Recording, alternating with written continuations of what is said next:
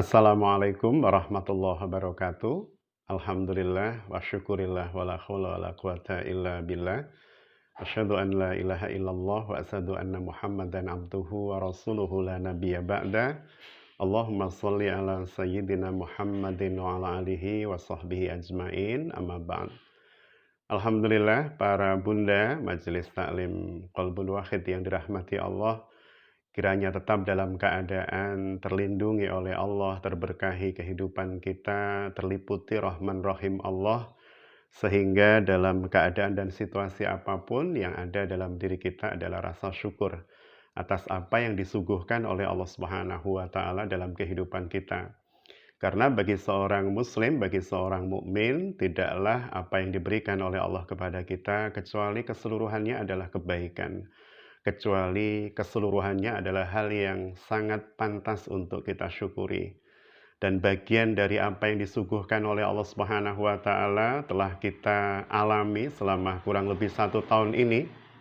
Apa yang kemudian masyarakat menyebutnya sebagai pandemi, masyarakatnya menyebutnya sebagai bagian dari ujian Allah Subhanahu wa taala.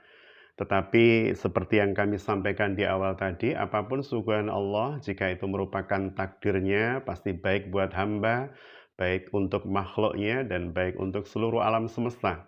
Dan kita meyakini kebaikan Allah Subhanahu wa taala adalah kebaikan yang tanpa cacat, kebaikan yang tanpa celah, kebaikan yang sempurna adanya, bergantung cara kita memandang dan cara kita mensikapinya. Salawat salam semoga senantiasa teri'tiqad biqalbi wa qawlu bil lisan wal af'alu bil arkan ala Rasulillahi sallallahu alaihi wa alihi wasallam, uswatuna wa qudwatuna, yang kita senantiasa berharap apa yang telah kita pilih ya dalam langkah hidup kita itu senantiasa jalur kepada apa yang dicontohkan oleh Kanjeng Nabi Muhammad sallallahu alaihi wasallam.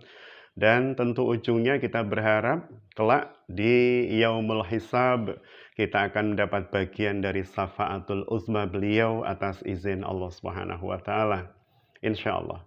Para bunda yang dirahmati Allah, cukup panjang mungkin ya kita tidak bertemu secara offline, dan hari ini alhamdulillah dikawal oleh Mas Fuad kita bisa berjumpa via daring atau online di kajian Majelis Taklim Qalbun Wahid. Kiranya tidak mengurangi dan membatasi ya interaksi ruhiyah kita, bahwa bahasa Allah itu bisa menembus ruang dan waktu, sehingga dalam posisi apapun kita bisa merasakan ilmu Allah, kita bisa menikmati ilmu Allah, termasuk apa yang kita lakukan pada hari ini. Para bunda ayah yang dirahmati Allah, ya, berkaitan dengan masa-masa pandemi seperti ini, maka ada banyak hal yang kemudian kita coba untuk kalau dalam bahasa Jawa itu metani, agar supaya kemudian tidak muncul prasangka buruk kita kepada Allah. Sungguh Rasulullah di akhir hayat beliau, Rasulullah Shallallahu Alaihi Wasallam jelang akhir hayat beliau, beliau sempat berpesan ya kepada Ibunda Aisyah radhiyallahu anha agar senantiasa berhusnudzon kepada Allah. Jadi husnudzon billah ya, berhusnudzon kepada Allah Subhanahu wa taala, dan ini menjadi penting agar supaya kita tidak menjadi hamba Allah yang gampang protes, gampang putus asa, sampai kemudian berprasangka buruk atas takdir Allah Subhanahu wa taala. Maka demikian pula dengan apa yang kita alami beberapa bulan ini atau hampir 1 tahun ini ya. Kita benar-benar tetap wajib berhusnudzon kepada Allah Subhanahu wa taala atas takdirnya ini. Tidak ada kebaikan kecuali pada takdir Allah, dan tidak ada yang memenuhi janjinya secara penuh kecuali Allah Subhanahu wa taala.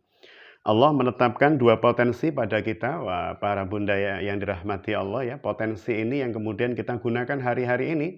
Kita maksimalkan hari-hari ini. Rasulullah bahkan menyebutnya sebagai ajabalil mu'minin, keajaiban yang ada pada diri seorang mukmin. Ajaib sekali orang-orang mukmin itu, kata Rasulullah memuji orang-orang mukmin. Dengan apa mereka disebut oleh Rasulullah dengan kekaguman dan kaitan kalimat ajaib tadi?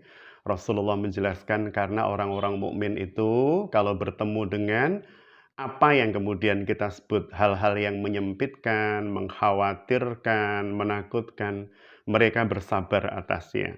Dan sabar itu khairullah, baik buat mereka. Khairuhum, ya, baik buat mereka.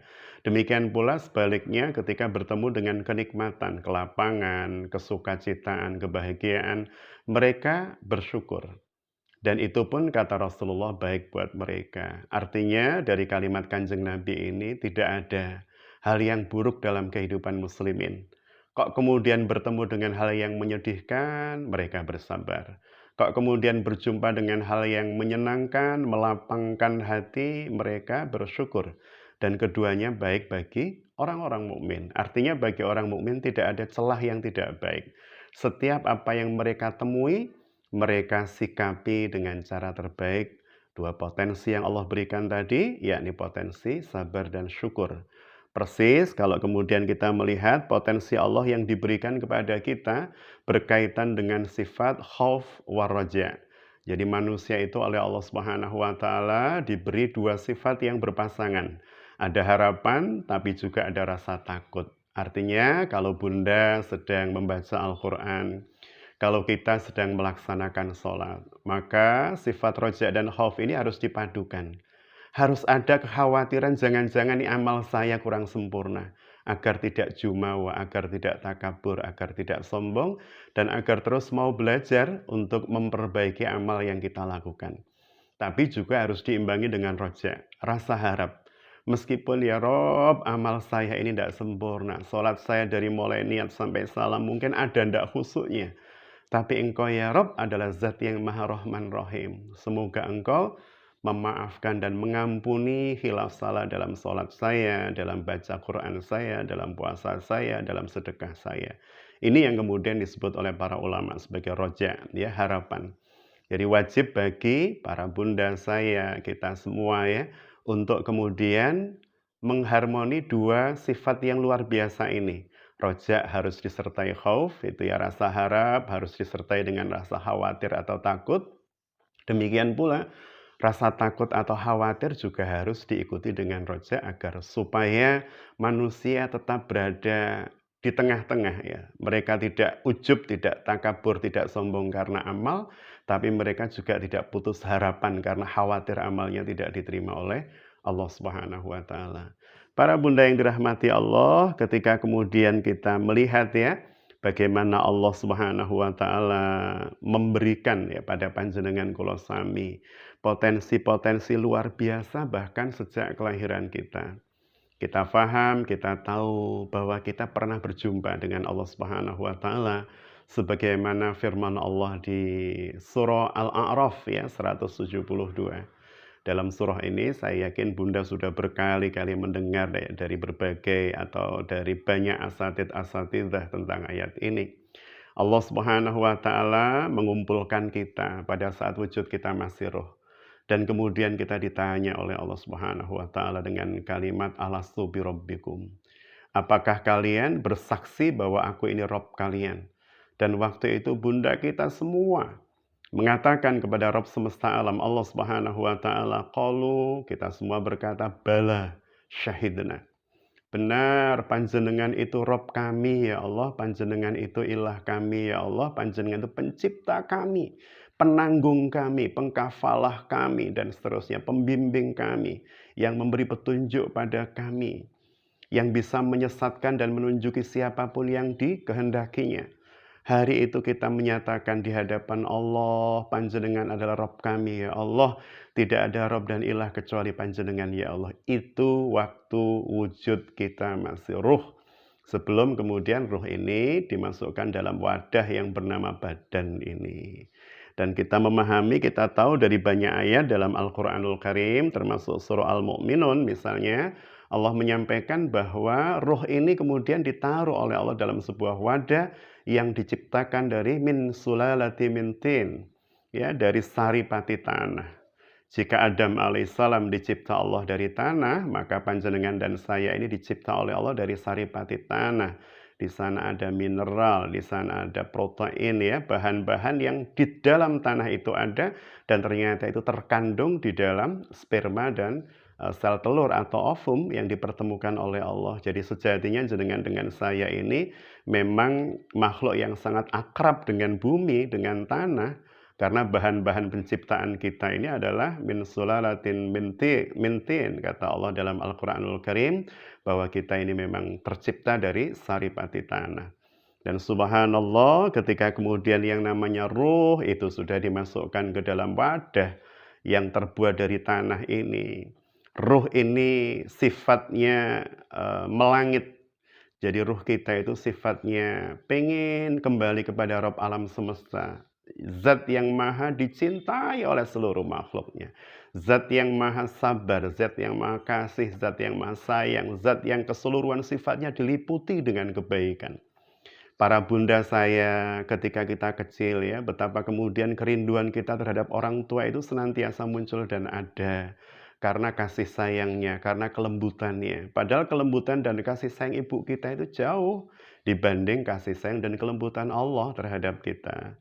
Sehingga memang ruh kita ini sifat dasarnya, sifat aslinya selalu rindu dengan Allah. Tapi kemudian tertutupi oleh wadah ini, wadah yang bernama badan ini.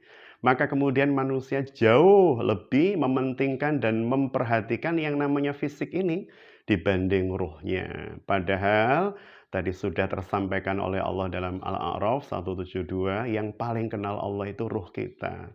Yang paling kenal dan dekat dengan Allah itu ruh kita. Badan kita itu justru kadang menjadi hijab ya, kadang menjadi penghalang hubungan ruh dengan Allah. Kita ngurusi rambut sampai dengan berbagai macam model, berbagai macam minyak rambut, berbagai macam, mohon maaf ini kalau guyonannya, obat kutu bagi yang punya kutu dan seterusnya. Jadi banyak orang yang kemudian hanya karena rambut saja perhatiannya luar biasa. Sampai model potongannya, sampai kemudian bentuk poninya, sampai dia berpikir tentang rambutnya, sampai menghabiskan waktu, menghabiskan duit. Dia berpikir tentang wajahnya yang cuman berapa sih ukuran wajah kita ini, berapa kali berapa luasannya itu ya. Kok kemudian kita benar-benar mencurahkan waktu yang teramat sangat panjang dan lama. Padahal wajah ini tidak ada kaitan nanti dengan keselamatan kita di surga atau neraka. Jadi tidak ada kemudian manusia yang masuk surga karena wajahnya kinclong, glowing ya dan seterusnya. Dan tidak ada manusia yang ditolak oleh surga karena hal-hal yang bersifat badaniah. Karena sungguh yang dilihat oleh Allah Subhanahu wa taala adalah hati kita. Apa yang ada di dalam ruh kita ini, nafs kita ini, qalbun kita ini, sehingga kemudian sekali lagi para bunda, ayah kita semua ya, termasuk saya sendiri menasehati diri saya, ayo kita openi ruh kita openi qalbun kita. Jadi kalau majelis taklim ini namanya saja sudah qalbun wahid ya, majelis taklim istiqamah qalbun wahid. Qalbun wahid itu berarti satu hati yang satu.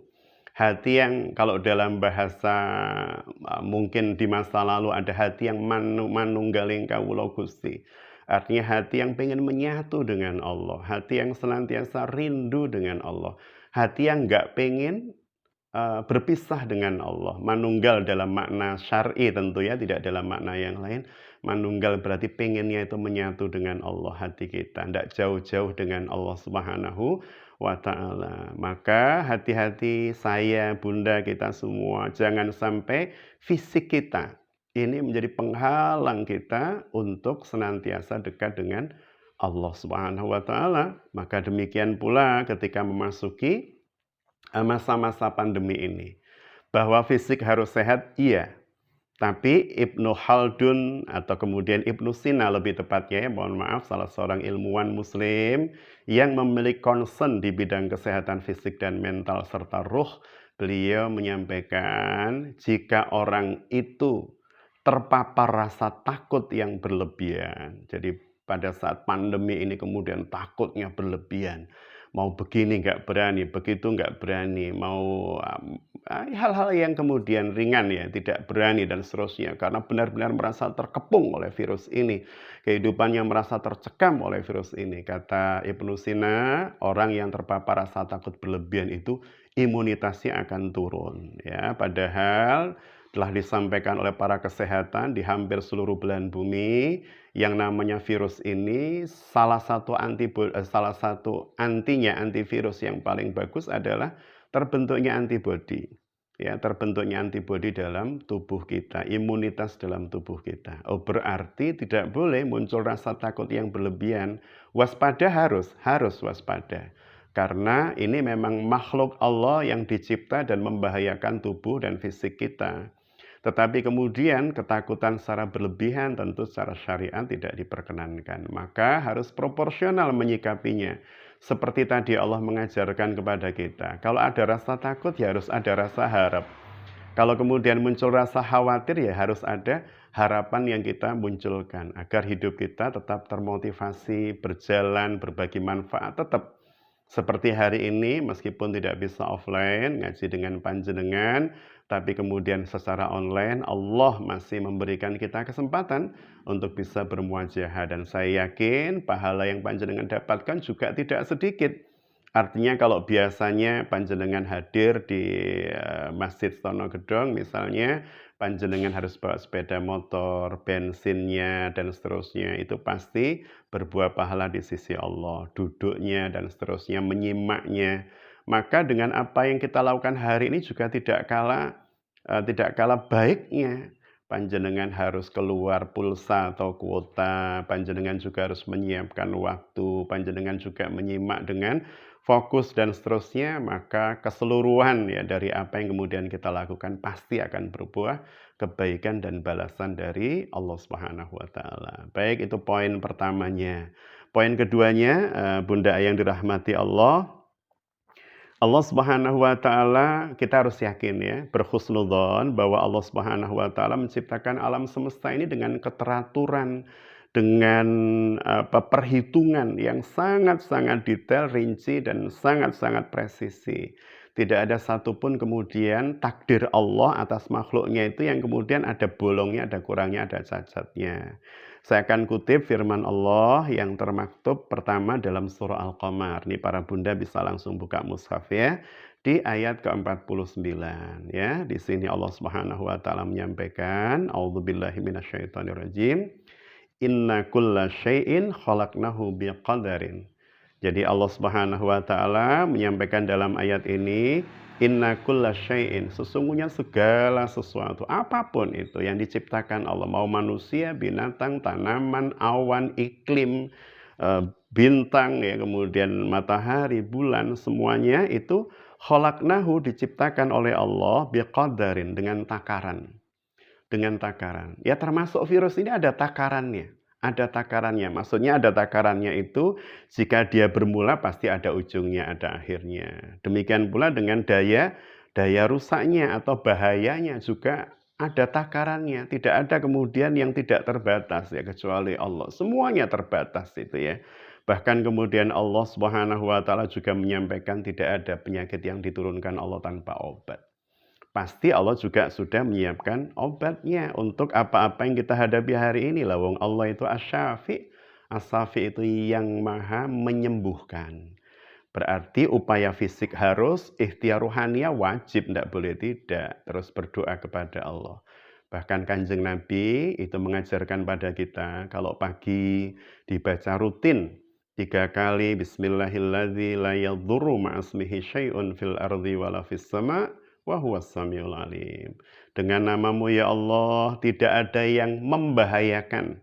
Dengan menyertakan namamu dalam kehidupan kami ya Allah, apa-apa yang ada di sama maupun ad ya, di langit maupun di bumi. Huwas samiul alim, dan sungguh panjenengan maha melihat bahaya-bahaya yang mengintai kami.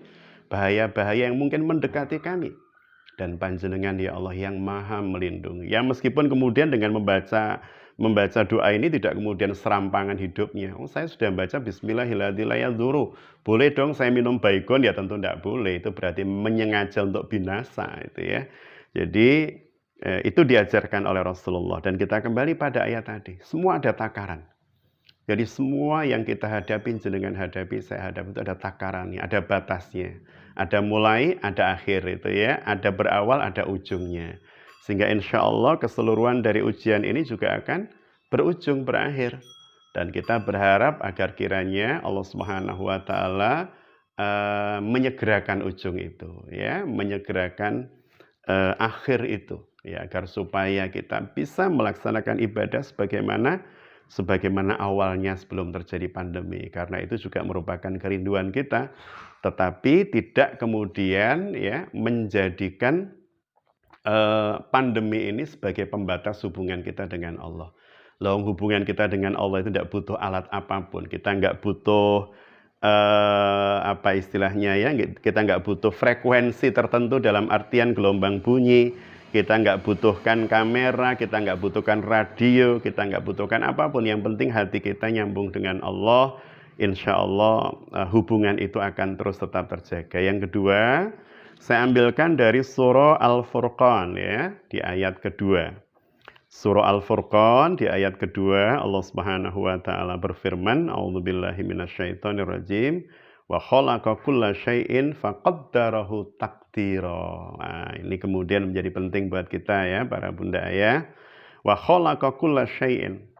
Ya, dan Allah Subhanahu wa taala telah menciptakan kulla syai'in, segala sesuatu, faqaddarahu, maka kemudian Allah menetapkan takdira, ukuran-ukurannya. Jadi contoh paling gampang ya, kalau kemudian kita bicara api. Api itu memiliki kadar tertentu untuk bisa membakar. Tidak sembarang api bisa membakar. Untuk bisa membakar kertas derajatnya harus sekian. Bakar kayu derajatnya harus sekian. Bakar besi derajatnya harus sekian. Siapa yang menentukan itu? Faqaddarahu taqdira. Yang menetapkan takdir itu, kadar itu adalah Allah Subhanahu wa taala. Sehingga sekali lagi, meskipun bisa jadi hari-hari ini kita berhadapan dengan virus yang mematikan disebut oleh banyak pakar medis, virus yang sangat berbahaya, tapi tetap kadarnya yang mengatur Allah. Ya, bisa jadi kemudian masuk dalam tubuh hamba dan kemudian hamba tersebut diberi kadar kekuatan oleh Allah. Allah yang menentukan kadar kekuatan kita dan Allah juga yang menentukan kadar maksimalisasi virus yang masuk dalam tubuh kita. Sehingga kemudian dengan pasrah kepada Allah, dengan ikhlas menerima takdir Allah, itu akan banyak membantu kita melewati keseluruhan ujian yang kita hadapi ini. Dan yang ketiga, yang terakhir, bunda yang dirahmati Allah, kita akan membahas berkaitan dengan apa yang di awal tadi saya sampaikan ya. Betapa kemudian Allah itu sudah memberi senjata kepada kita semua. Meskipun tidak semua orang yang punya senjata itu bisa memakai. Jadi kalau para bunda dulu ingat gitu ya, di masa-masa tahun 70-an akhir, itu ada seorang seorang yang expert di kungfu namanya Bruce Lee. Dia punya senjata yang disebut double stick atau ruyung.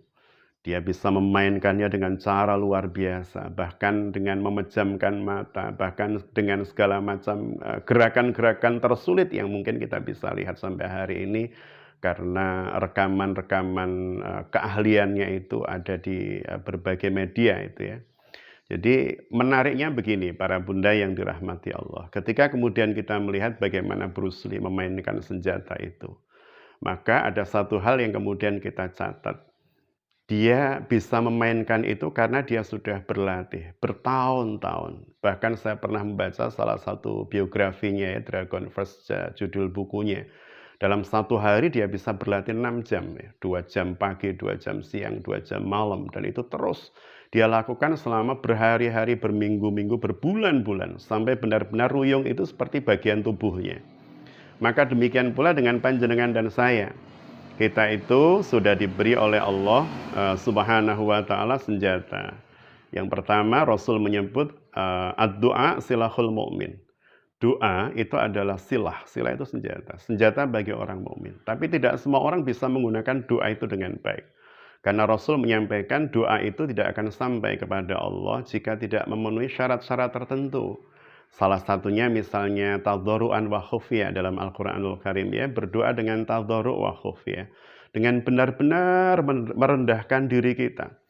Dengan benar-benar DP mungkin kalau dalam bahasa kita, di hadapan Allah kita benar-benar butuh Allah. Jangan kemudian seperti orang yang meminta sesuatu pada orang lain tapi dengan gaya tidak butuh. Kalau kemudian kita meminta kepada teman kita sesuatu, tapi dengan gaya tidak butuh, ya bisa jadi dia nggak akan minjami, dia nggak memberikan. Wong dia lihat kita tidak butuh. Artinya benar-benar kita bermohon pada Allah, kita pengen wabah ini segera diangkat oleh Allah, maka tunjukkan keinginan kita itu. Kerendahan diri kita, kemuliaan Allah, kemahabesaran Allah. Agar supaya Allah mengijabah permohonan kita. Jadi yang pertama tadhur wa khufyah. Kemudian yang kedua kenali waktu-waktunya. Rasul mengajarkan ada banyak waktu yang kemudian menjadikan doa kita istajabah, ya mustajab di hadapan Allah. Ada waktu yang paling sering disampaikan oleh Rasulullah sebagai waktu yang sangat mustajabah, yakni di sepertiga malam terakhir misalnya. Atau kemudian kita combine ya, banyak kesempatan, waktu atau tempat di mana doa-doa itu mustajabah. Misal kalau tempat di masjid, atau kalau kemudian di rumah kita punya tempat khusus sholat di tempat itu. Pada saat misalnya hari Jumat, di sepertiga malam terakhir, pas saat itu hujan, Masya Allah, itu double-double mustajabahnya.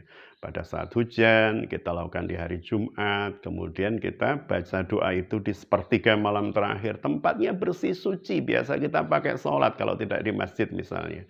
Artinya ini adalah cara menggunakan senjata yang namanya doa tadi. Jadi tidak serampangan, tidak sembarangan. Kita ikuti apa-apa yang Allah dan Rasul-Nya sudah mengajarkan kepada kita semua. Jadi tempatnya, kemudian kalimat-kalimatnya, kemudian bahasa dan sikap tubuh kita.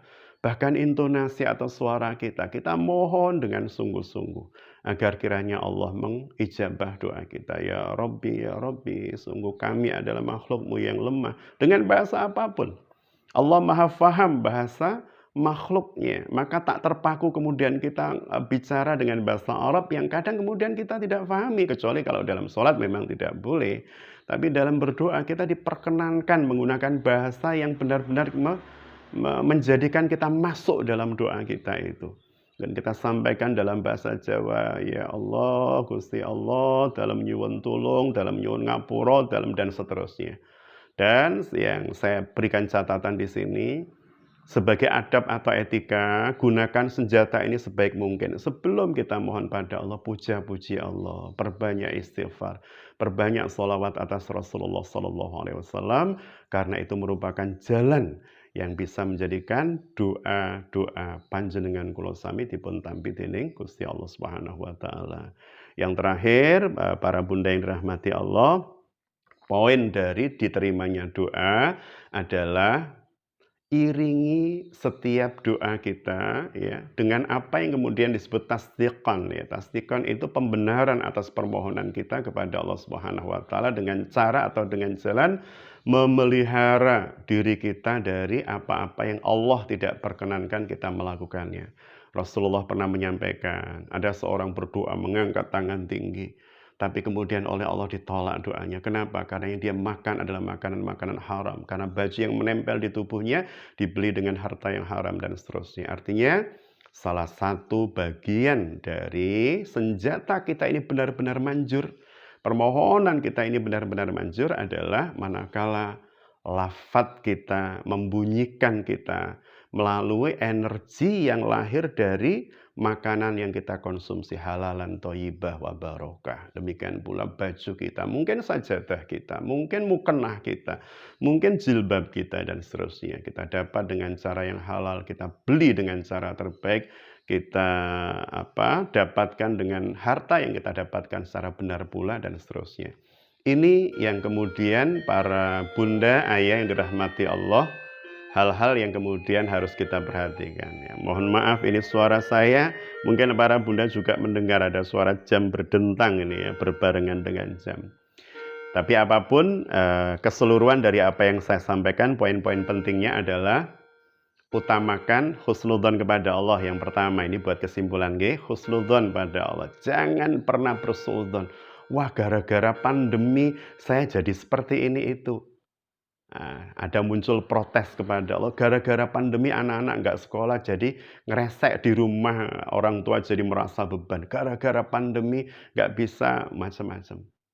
Saya merasakan apa yang panjenengan rasakan, misalnya berkaitan dengan ekonomi, sosial kemasyarakatan yang kita merasa sempit, merasa tidak seluas sebelumnya, tapi bisa jadi itu memang cara Allah mengingatkan kita.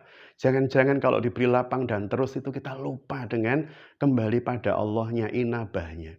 Jadi sekali lagi husnudzon. Jangan sampai bersuudzon atas ketetapan Allah. Yang kedua, yakini segala sesuatu itu ada ujung, ada akhirnya. Dan kita meyakini itu mutlak Allah yang berkehendak. Kalau kemudian sudah awalnya terjadi, itu pasti takdir Allah. Dan takdir Allah itu pasti baik. Dan ujungnya juga pasti Allah yang akan menghentikan. Maka kita akan bermohon terus kepada Allah tanpa jenuh, tanpa jemu itu ya. Karena setiap doa dapat pahala. Ini pandeminya ternyata lebih panjang dari yang kita perkirakan. Berarti doa dan sabar kita pasti nambah.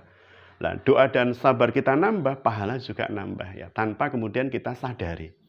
Maka nanti bisa jadi di akhirat kita itu akan kaget dengan pahala kita saat pandemi karena sabar dan doa yang terus-menerus. Yang ketiga tadi, jangan lupa bermohon kepada Allah dengan sungguh-sungguh karena kita tahu yang bisa menghentikan seluruhnya Allah, yang bisa mengangkat seluruhnya Allah, maka gunakan cara terbaik dari senjata yang diberikan oleh Allah ini. Waktunya, cara berdoanya, pilihan doanya ya dan seterusnya sehingga kemudian benar-benar diijabah oleh Allah Subhanahu wa taala. Itu mungkin Bunda Ayah yang dirahmati Allah yang bisa kami sampaikan sekitar mungkin 45 menit saya sampaikan ini pada panjenengan semua ya, meskipun kemudian tidak panjang, semoga ada inspirasi, ada kebaikan yang kemudian panjenengan dapatkan. Seandainya pun kemudian ada hal yang ditanyakan, nanti bisa di bawah itu ya, di bawah tayangan itu ada komen. Sehingga kemudian saya bisa memberikan komentar atau jawaban dari apa-apa yang menjadi muskilah panjenengan semua. Kita tutup dengan doa ya para bunda ya, kiranya Allah Subhanahu wa taala kita yakin tidak hanya melihat kita, tidak hanya menatap kita, tapi juga mengijabah permohonan kita semua insyaallah. Bismillahirrahmanirrahim. Allahumma salli ala sayyidina Muhammadin wa ala alihi wa sahbihi wa salam. Walhamdulillahi rabbil alamin. Hamdan syakirin, hamdan naimin, hamdan yuafi ni'ama yukafi'u mazidah. Ya Rabbana lakal hamdu kama yanbaghi li jalali wajhika wa azimi sultanik. Allahumma ya Allah ya Rahman ya Rahim ya mujibas sa'ilin. Sahil umurana wa hasil maqasidana wa balighna ilaika ya Allah. Allahumma ya Allah, Allahumma ufir lil muslimin wal muslimat wal mu'minin wal mu'minat al ahya'i minhum wal amwat innaka sami'un qaribun mujibud da'wat wa ya qadiyal hajat. Allahumma ya Allah, ampuni maafkan dosa hilaf kesalahan kami, angkat keseluruhan wabah ini ya Allah dari atas bumimu, beri kekuatan kami, kesabaran atas kami, dan agar senantiasa berhusnudzon atas setiap takdirmu kepada kami ya Rabb. Dan beri kekuatan kepada kami untuk istiqomah mendekati panjenengan, berwasilah amal-amal ibadah kami, karena keyakinan kami bahwa panjenengan Rahman Rahim terhadap kami, bahwa panjenengan kasih dan sayang terhadap kami. Rabbana amanna bima anzalta wa taba'na rasul faktubna ma'asyahidin. Jadikan kami seluruhnya ya Rabb pengikut Kanjeng Nabi Muhammad sallallahu alaihi wasallam, itba atas beliau dan kelak akan dapat syafaatul uzma dari beliau atas izinmu. Rabbana ighfir lana wa li walidayna warhamhuma kama rabbayana shighara. Ampuni kami ya Rabb, kedua orang tua kami ya Rabb. Muliakan beliau ya Rabb. Angkat derajat beliau di sisimu ya Rabb. Dan berikan kebaikan berlipat atas apa-apa yang beliau telah berikan kepada kami. Dan kasih sayangi beliau sebagaimana beliau mengasihi sayangi kami di waktu kecil. Rabbana hablana min azwajina wa dzurriyyatina qurrata a'yun waj'alna lil muttaqina imama. Allahumma ya Allah, jadikanlah pasangan hidup kami, anak keturunan kami sebagai penyejuk pandangan mata dan hati kami ya Rabb. Dan jadikanlah kami bersama keluarga kami pemimpin hamba-hambamu yang beriman. Jadikan kami hamba-hambamu yang engkau himpun berangkat dari bumimu menuju surgamu ya Rabb. Rabbana atina fid dunya hasanah wa fil akhirati hasanah wa qina adzabannar. wa adkhilnal jannata ma'al abrar. Ya Aziz, Ya Ghaffar, Ya Rabbal Alamin. Subhana rabbika rabbil izzati amma yasifun. Wassalamun alal mursalin. Walhamdulillahi rabbil alamin. Amin ya rabbal alamin. Demikian Bunda yang dirahmati Allah. Mohon maaf jika ada khilaf salah dalam pemaparan dan penyampaian. Sukses mulia berkah untuk kita semua. Sakinah mawaddah warahmah fid dunya hatal jannah.